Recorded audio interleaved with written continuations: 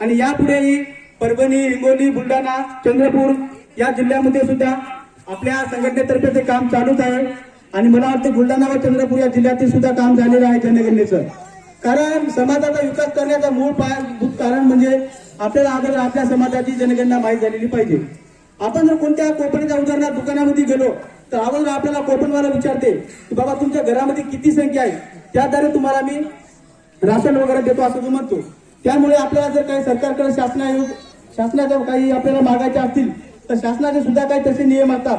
त्यामुळे आपल्याला अगोदर आपली लोकसंख्या किती आहे हे अगोदर आपल्याला माहीत करून घ्यायची आहे. आणि जवळपास 75% आपल्या समाजाची जनगणना पूर्ण झालेली आहे आणि राहिलेले उर्वरित 25% हे सुद्धा येणाऱ्या 2 ते 4 महिन्यामध्ये पूर्ण करील असे मी आपल्या सर्वांसमोर ग्वाही देतो.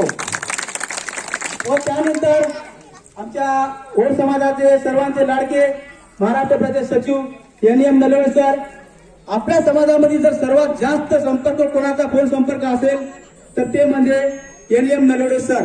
पण त्याच्यानंतर आपल्या समाजाच्या कार्यातून समाजात छाप पडणारे विठ्ठलरावजी नरवाडे देगावकर व उमरीचे नागोरावजी नरवाडे, त्यानंतर रायकर संभाजीराव नरवाडे व जे काही आमचे आताच नवनिर्वाचित उपाध्यक्ष साहेब बापूरावजी गोंडवळ मामा, जे पहिले अगोदर आर्मीमध्ये होते, त्यांचं सुद्धा अगोदर आमच्या आम्ही तर आता आलो जस्ट, पण त्यांच्या अगोदर ते जुने कार्यकर्ते आहेत.